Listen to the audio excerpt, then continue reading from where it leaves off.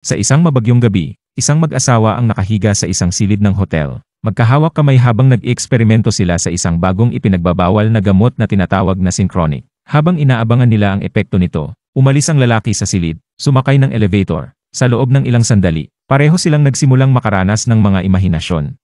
Pinagmasdan ng babae ang mga palumpong at halaman sa silid, na sinundan ng mga dingding na kumukupas, na nagpapakita ng isang tribal figure. Bigla niyang natagpuan ang sarili sa gitna ng masukal na gubat, at habang papalapit sa kanya ang lalaki, nakita niya ang isang nananakot na ahas, dahilan para mapasigaw siya. Samantala, sa suburban area, ang malalapit na kaibigan na sina Steve at Dennis ay nagtrabaho bilang mga emergency paramedic. Ang kanilang gabi ay nagkaroon ng isang dramatikong pagliko nang tumugon sila sa isang overdose na tawag, na natagpuan ang dalawang individual sa sahig. Isang nag-aalalang kapitbahay ang nagulat ng kakaibang ingay at may nagsasalita ng French.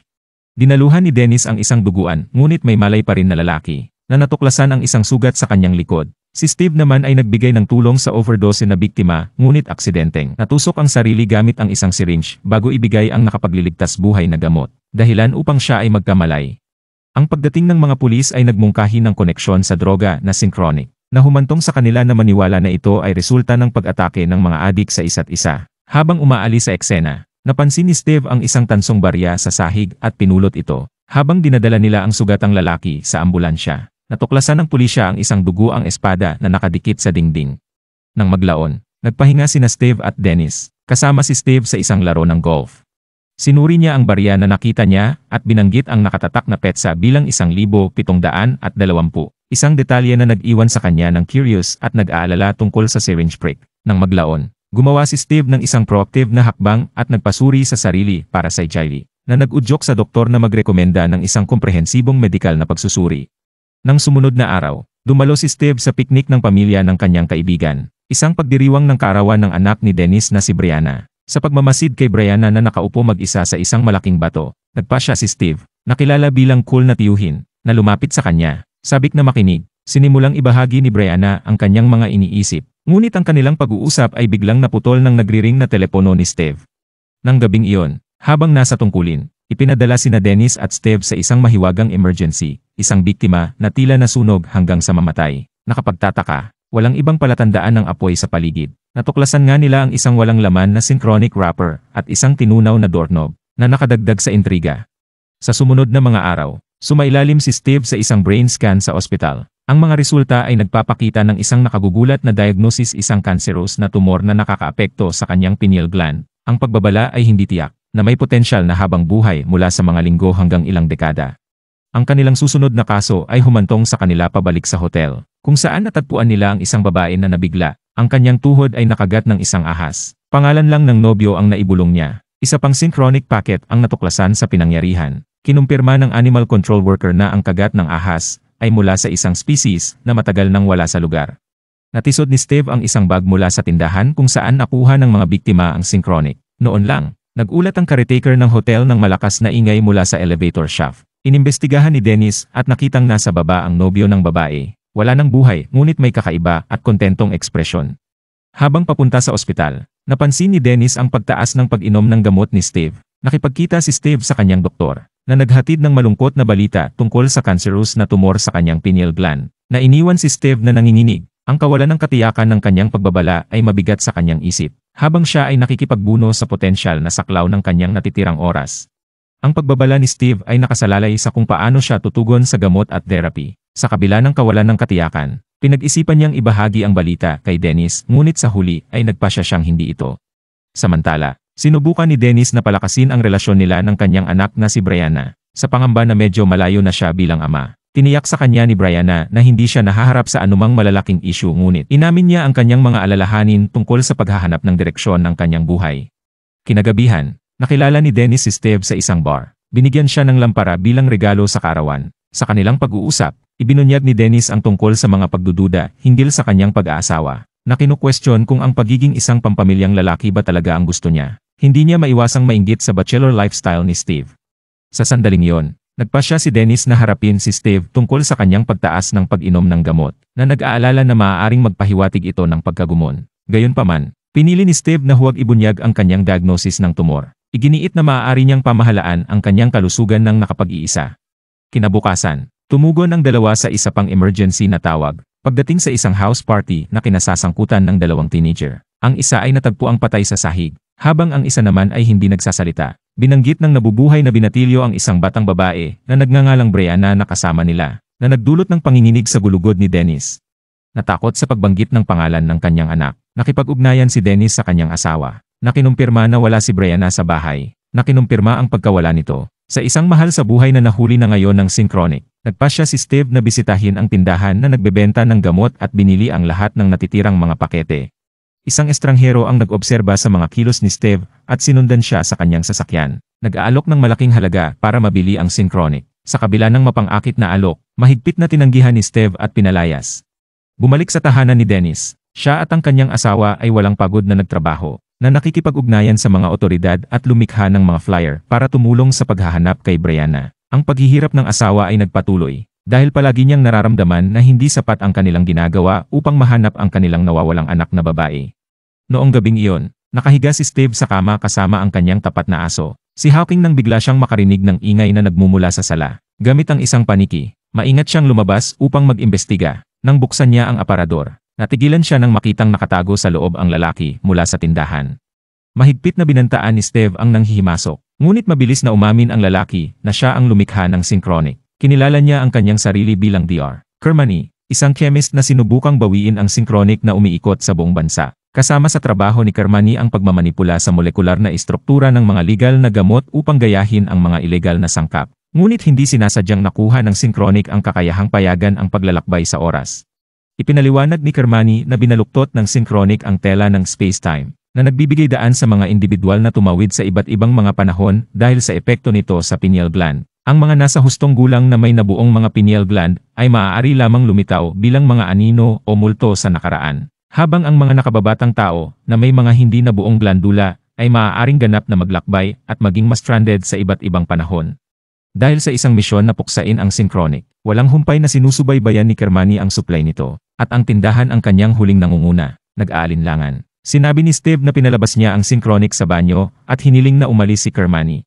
Sa paniniwalang naalis na ang lahat ng Synchronic, umalis si Kermani, nang hindi alam na itinapon lang ni Steve ang mga droga sa basurahan.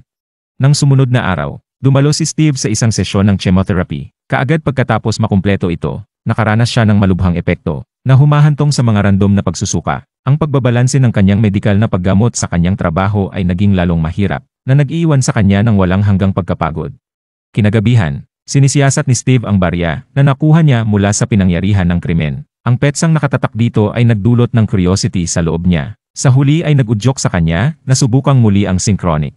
Sa loob ng ilang minuto, ang sala ay nilamon ng isang matinding pagsabog ng nagniningning na liwanag. Sa kanyang pagliko, nasaksihan niya ang unti-unting pagbabago ng kanyang pamilyar na kapaligiran sa isang latyan. Ang mga dingding ng kanyang sala ay ganap na natunaw. Nainiwan si Steve sa kawalang paniwala habang natagpuan niya ang kanyang sarili na nakalubog sa surreal na kapaligirang ito. Hindi na iwasang pansinin ni Steve ang presensya ng isang lalaking nakatago sa di kalayuan. Bumubulong ng panalangin, gayunpaman, ang kanyang agarang pag-aalala ay isang nagbabantang buhaya na patuloy na lumalapit sa kanya. Habang sinusubukan niyang umatras, napansin niyang unti-unti na rin siyang nawawala. Sa mapanganib na sandaling iyon, ang misteryosong stalker ay inihayag bilang isang Espanyol na konkwistador.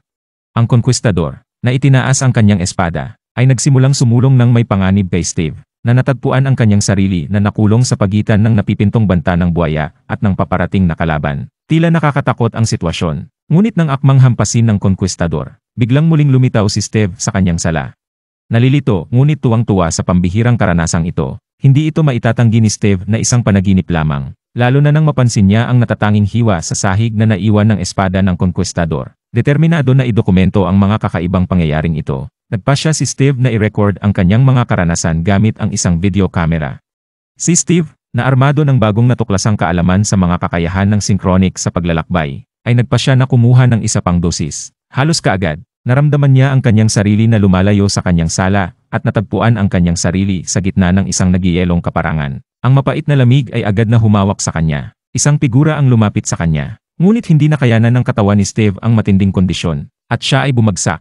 Makalipas ang 7 minuto, muling lumitaw si Steve sa kanyang sala. Nanginginig pa rin, napagpasyahan niya na ang yugto ng panahon na maaari niyang ma-access ay kahit papaano ay nakalink sa kanyang lokasyon sa silid. Determinado siyang mag-explore pa. Naghanda siya para sa isa pang paglalakbay. Nakasuot ng mainit na Amerikana at may dalang kahoy na panggatong. Muling nagpakita siya sa nagyelong tanawin. Sa pagkakataong ito, nagawa niyang magpaputok ng isang figura na armado ng sibat ang lumapit sa kanya. Sa pagkamangha ni Steve, napagtanto niyang ang figura ay isang caveman. Iniabot ni Steve ang isang kamay at hinawakan ang sibat ng caveman na nagtulak sa caveman na ibaba ang kanyang sandata. Inalok siya ni Steve ng upuan at umupo sila sa tapat ng isa't isa habang dahan-dahang lumipas ang 7 minuto. Bumalik si Steve sa kasalukuyan.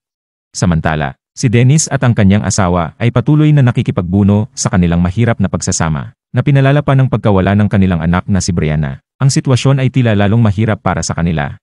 Sa isa pang tala, nalaman ni Steve mula sa radyo na si Dr. Kermani ay nakatagpo ng isang trahedya na wakas. Ang balitang ito ay nagdagdag ng isa pang layer ng misteryo sa sitwasyon.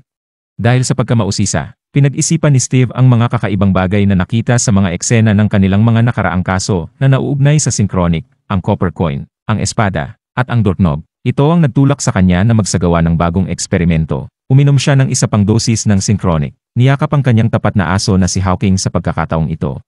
Gayunpaman, ang paglalakbay na ito ay nagkaroon ng hindi inaasahang pagliko. Dumating sila sa isang yugto ng panahon na minarkahan ng laganap na rasismo, kung saan sinalubong sila ng puot saan man sila lumingon. Si Steve at Hawking ay desperadong tumakas mula sa isang galit na may-ari ng bahay, para lamang matagpuan ang buong bayan na nagpapakusa sa kanila.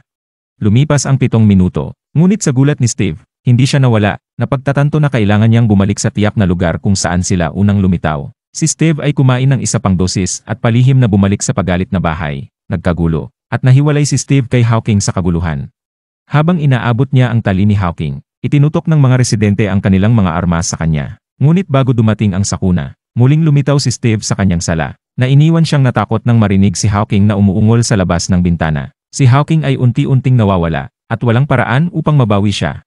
Pinagsama-sama ni Steve ang dalawang kritikal na katotohanan, ang malayo sa paunang lokasyon sa loob ng higit sa 7 minuto ay bitag siya sa nakaraan, at kailangan niyang hawakan ng mahigpit ang mga bagay para samahan siya ng mga ito. Sa kasamaang palad, naubusan siya ng Synchronic.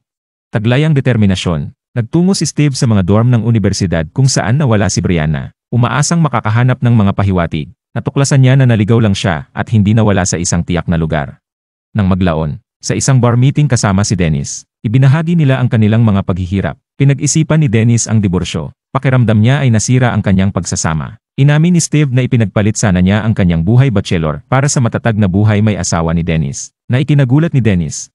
Sa wakas, isiniwalat ni Steve ang kanyang sikreto tungkol sa tumor sa utak, na lubhang nakaapekto kay Dennis. Ang katotohanan ang naglapit sa kanila, at isiniwalat ni Dennis na ang driver ng kanilang ambulansya ang nagnakaw ng morphine. Nagpasya silang harapin ang isyong ito. Sa isang sementeryo, ipinakita ni Steve kay Dennis ang katibayan ng video ng mga epekto ng Synchronic, na nag-aalala kay Dennis tungkol sa potensyal na ma-stalk si Brianna sa nakaraan. Napagtanto nila na si Brianna ay maaaring nag-iwan sa kanila ng isang mensahe sa kasalukuyan, na nag-udyok sa kanila na muling bisitahin ang maliit na malaking bato sa parke kung saan sila magkasama. Nagmamadali ang dalawa sa kinaroroonan ng malaking bato, kung saan natagpuan lamang nila ang isang salita na nakaukit dito, lagi. Alam ni Steve na ito ang lugar kung saan nawala si Brianna. 2 na lang ang natitirang dosis ng Synchronic. Gumawa siya ng matapang na desisyon na bumalik sa nakaraan para iligtas siya. Sa pagkakataong ito, natagpuan ni Steve ang kanyang sarili na dinala sa gitna ng digmaang sibil ng Amerika, na napapaligiran ng nakakabinging tunog ng mga bomba at putok ng baril. Dahil sa pagkataranta, humingi siya ng kanlungan sa isang bunker, kung saan nakatagpo siya ng malagim na eksena ng mga nahulog na sundalo. Desperadong pagtawag kay Brianna, wala siyang ibang magawa kundi gumapang sa mga tambak na katawan. Sa wakas, narinig niya ang boses ni Brianna na tumatawag sa kanya. Nagkita silang muli sa wakas, ngunit isang dosis na lang ng Synchronic ang natitira ni Steve. Ipinaliwanag niya kay Brianna na kailangan nilang maabot ang malaking bato sa loob ng 7 minuto. Kung hindi, sila ay makulong sa nakaraan magpakailanman. Nang may determinasyon, nagsimulang tumakbo ang dalawa patungo sa malaking bato. Ngunit ang kanilang pagtakas ay biglang nahinto nang barilin si Steve. Tinulungan siya ni Brianna na lumipat, ngunit isang random na sundalo ang lumitaw, na naghagis ng mga panlalait na panunuya at hawak ang mga ito sa tutok ng baril. Habang umaalis ang 7 minutong timer, alam ni Steve na nauubusan na siya ng oras. Gumawa si Steve ng isang mapanganib na plano para iligtas si Brianna. Nang mamataan niya ang isang landmine sa harap ng sundalo, dinampot niya ang lalaki para tapakan ito. Gayunpaman, nagawang lampasan ito ng sundalo habang naghahanda siyang barilin sila. Nang tila nawala ng pag-asa, biglang nawala si Brianna, at isang malakas na pagsabog ang yumanig sa lugar. Ang pagsabog ay nagpalipad sa sundalo at tinapos ang kanyang buhay sa isang malagim na paraan. Si Steve, nabugbog ngunit buhay, ay umakyat sa tuktok ng malaking bato, habang sa kasalukuyang panahon, muling nagpakita si Brianna at masayang muling nakasama ang kanyang ama. Magkasama, nasaksihan nila ang makamulto na figura ni Steve na panandaliang lumilitaw sa malaking bato bago tuluyang nawalan ng malay, na nakakulong sa nakaraan.